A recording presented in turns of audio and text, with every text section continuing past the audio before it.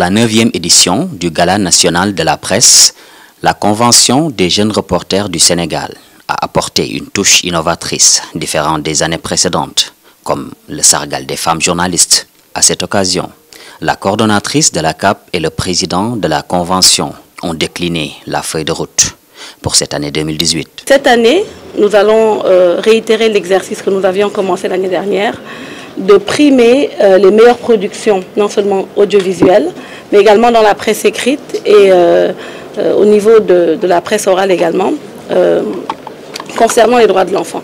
Donc les meilleures productions journalistiques consacrées aux droits de l'enfant seront primées. Et c'est une belle innovation que nous avions commencé depuis l'année dernière et que nous allons également continuer lors du gala qui se tiendra cette année au mois de décembre.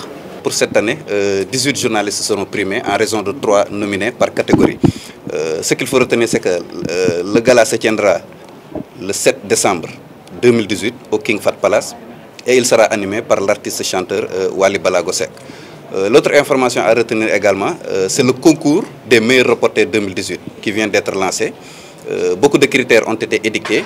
Les catégories qui sont nominées, tous les types de médias sont concernés. La presse écrite, magazine, la presse en ligne, la radio, la télévision, la photographie et le prix spécial médias et droits de l'enfant. L'innovation de cette année, c'est le portrait. Donc ce sont les 3 genres nobles qui sont primés cette année, donc en rapport avec les jurys et l'ensemble des instances de la Convention.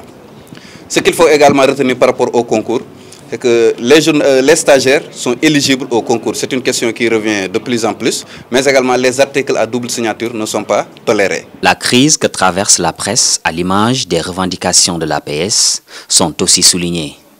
Pour Pape Thioro Ndiaye, l'État doit revoir le statut de la presse sénégalaise. La Convention des jeunes reporters est sensible à la situation qui prévaut actuellement au niveau de l'APS et qui reflète la situation qui prévaut d'une manière générale dans toute la presse, les difficultés économiques et financières rencontrées par la presse d'une manière générale. Et nous estimons que ce qui se passe à l'APS n'est qu'un manque de volonté politique du gouvernement.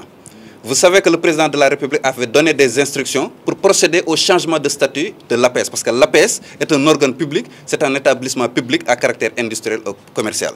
Le chef de l'État avait donné des instructions en ce sens, mais jusqu'à présent, l'initiative n'a pas été suivie d'effet. Donc c'est ce qui explique aujourd'hui les difficultés financières rencontrées par APS. C'est un organe public qui bénéficie du concours de l'État, mais il reste que cette allocation ou bien cette subvention annuelle de l'État n'est pas en mesure d'assurer toutes les charges financières de l'APS. Mais quoi qu'il en soit, la Convention des jeunes reporters adhère sans réserve à tous les combats qui sont menés par l'APS allant dans le sens de la défense des intérêts matériels et moraux de ses travailleurs, mais également la Convention soutient toutes les initiatives de l'APS allant dans ce sens. L'autre aspect également à relever, la situation n'est pas l'apanage exclusif de nos confrères de l'APS, c'est une crise qui frappe toute la presse sénégalaise d'une manière générale. La presse privée est concernée, même l'audiovisuel public n'est pas épargné par cette difficulté. Il n'a pas aussi manqué l'occasion de souligner le point sur le code de la presse et invite les autorités chargées de la question à finaliser par rapport à ce dossier pour sa rentrée en vigueur. L'entrée en vigueur du nouveau code de la presse qui a été voté par l'Assemblée nationale, promulgué par le président de la République et publié dans le journal officiel. À ce jour, il ne reste que l'application des décrets d'application et des arrêtés ministériels pour que l'application devienne effective. Tout a été fait, tout le travail a été fait. Le ministère de la Communication a été en phase avec toutes les organisations de la presse pour voir dans quelle mesure procéder à la rédaction de tous les décrets d'application et les textes d'application d'une manière générale.